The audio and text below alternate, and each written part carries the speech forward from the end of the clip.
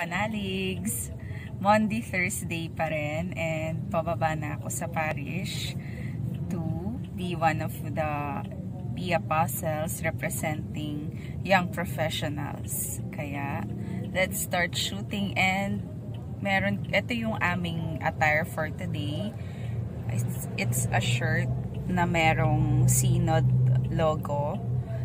Kaming lahat. Ito yung common attire namin. Tapos, meron din kaming ribbon. Old rose colored ribbon na may Saint Benedict medal. Ayan, ang ganda niya. Let's go!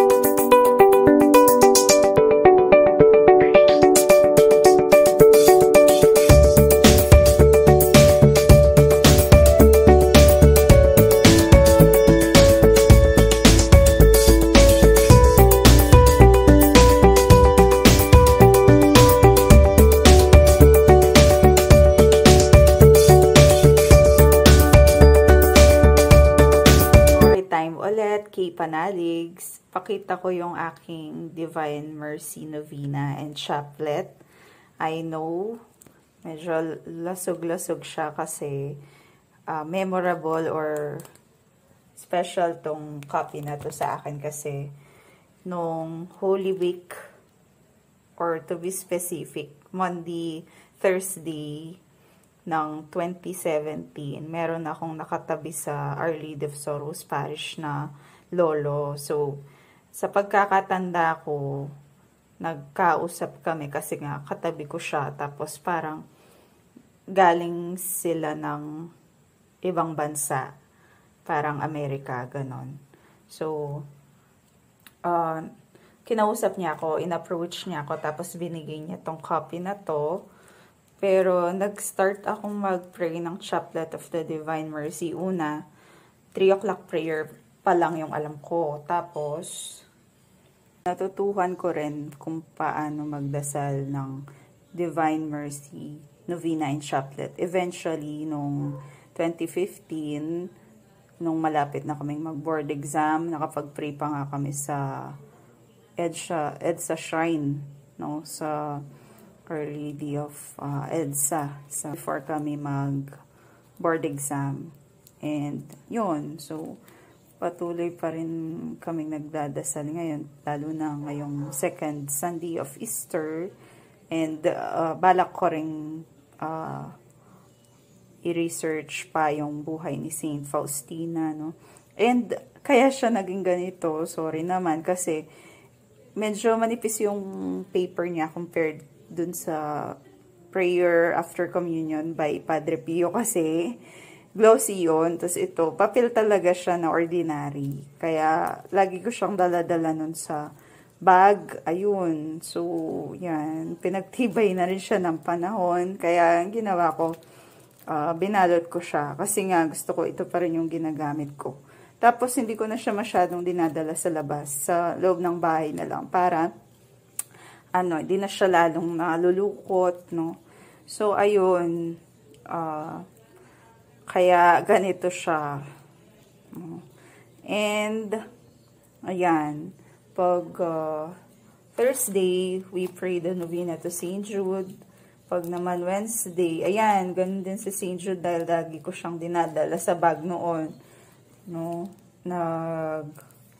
Medyo ano yung mga papel nila, nalulukot. Tapos napupunit ng konti kasi naiipit sa bag. Sorry naman. So, ito yung kay Novena to Our Mother Perpetual. Bagong bili lang siya. Pero usually, ganito yung amin noon. Ayan, ganyan. Maliliit. Yan. So, marami pa kaming kopya. Binigay niya rin itong prayer of St. Pio of Pietrelcina after communion. So, according kay Lolo, meron daw siyang kapatid na pari from Arzobispado de Pampanga, Archbishop's Chancery sa San Jose, dito sa Pampanga, no? Hindi ko siya na-interview or natanong kasi ongoing yung misa, tapos malapit na yata yung washing of the feet noon. Basta, syempre, ayoko namang patuloy kaming nagchichikahan or nagtatanungan habang ongoing yung mass. Pero, I'm thankful for him. Shout out po sa inyo. Thank you po, sir or lolo, sa bigay ninyong prayer pamphlet sa akin. And sana nakikilala pa po ninyo ako or makilala ko po kayo ulit soon. Hindi ko po nakuha yung pangalan nyo, pero sana natatandaan po ninyo that way back 2017, may binigyan po kayo ng mga prayers na to. And ito yung aming altar dito sa aming tahanan. So, mostly yung mga prayer books or pamphlets na ginagamit namin ay nakalabas na. And ito, galing sa aking lolo rin na kapatid ng aking lola from France. Lourdes. Ayan. Together with this one, Our Lady of Lourdes containing holy water inside. Ayan. So, ito yung kanyang takip. And, last 2021, since nasa peak pa ng pandemic, finalo namin yung guidelines from CBC for the safe Ash Wednesday or putting of ashes sa bahay. So, ginamit namin yung guidelines. And, ito, candles, no? Holy oil from Padre Pio sa Batangas. Tapos, yan, mga statues, yan, images. Then, mga personal prayers, letters. Then, si Sleeping Saint Joseph. Meron pa kaming isang Sleeping Saint Joseph sa loob. Sa mini altar naman sa kwarto. And, ang Holy Family and si Saint Clare, my mom's patron saint or one of our patron saints. Then si Saint John Bosco, made from ashes. Yan, bigay sa akin sa work. Made from ashes from Dalahar sa Bacolor, Pampanga. And mga rosaries, no? Or mga iba't ibang religious items, candles. Ayan, merong cabinet. Hindi ko na masyado mapakita isa-isa. Tapos, nanonood pala ng balita ng pamilya ko, kaya madumi. Maingay, sorry. And, ayan, daming mga prayer pamphlets, no? Ayan. So, one of my prayers, kindly pray with me and for me na lumaki pa yung altar namin. Tapos, isa yun sa mga pangarap ko rin. Tapos, ito pa, isa sa mga bagong bili ko. So, Saint Anthony, the Wonder Worker. Pero, pag Tuesday, nagdadasal talaga kami ng miracle prayer by Saint Anthony. Pero ito, hindi ko pa siya na subukang dasalin kasi bago pa. And then, ito rin, yan, Novena Prayer to Blessed Carlo Acutis. Yan, Patron of the Internet. Napapanahon, no? Young people and childless mothers. So, believe nga ako sa kanya, may ginawa siyang website, diba? Intended for Catholics. Parang dinedicate niya yung website na yon sa Holy Eucharist, no, para mas maraming taong nakaka-join, no, so nakakabilib. Isa yun sa mga ina-admire ko kay Blessed Carlo Acutis, no. Let's continue to ask for his prayers and guidance, lalo na para sa ating mga kabataan or young people na wag tayong magpadala sa tukso, dala ng temptation, di lang sa internet, no, kundi sa kahit anong paraan. So, the Eucharist is my highway to heaven, sabi niya. Kaya nga, alam nyo ba, based on my research too, na fond of playing Pokemon pala itong si Blessed Carlo Acutis. Pero, eventually, hindi na rin siya naglaro kasi nga, dinededicate niya yung oras niya sa pag-attend ng misa. So, ordinary din siyang kabataan, katulad natin, katulad ng mga naging santos at santa, no? So, lahat naman sila dumaan sa pagkabata at nagkasala rin sila, kagaya natin. Kaya lahat tayo, no, merong chance na maging santo at santa. Sabi nga ni Saint Augustine, there is no saint without a past and a sinner without a future. So, walang imposible kay Lord. Lahat tayo pwedeng maging santo at santa. Huwag nating isipin na sila, kapanganak nila, santo na sila o santa. Hindi po. So, kaya nga sila nagsakripisyo, diba? At mahirap din ang pinagdaanan nila. Kagaya ni Lord. Kaya, let us be inspired by them. And ito, meron akong prayers. Ayan. Ito, pinabless ko to together with my letters for Saint Joseph. Kaya siya nalukot. nabasa siya dahil pinabless ko siya ng holy water sa isang priest. Ayan. So, holy water po yan. And, ayan. Meron din kaming mga iba't ibang klase ng prayers. Pati yung mga mga important dates na nakaprint from parishes. Hindi namin sila tinatapon. Kaya, pati yung mga ordo, no? Kasi yung naman itapon ng basta-basta. Kaya, ayan, dito na muna, dito pa rin sila nagsastay. Ayan, ito ang aming munting altar. And, ayan, prayer to sleeping Saint Joseph. Meron pa akong mga nakatabing prayer books or booklet. Tapos, meron din akong wina-workout ngayon na tradition na or yung 13 intentions ko kay Saint Anthony, the wonder worker, no? Kasi sabi, isang interesting fact about him is that he can perform 13 miracles in one day.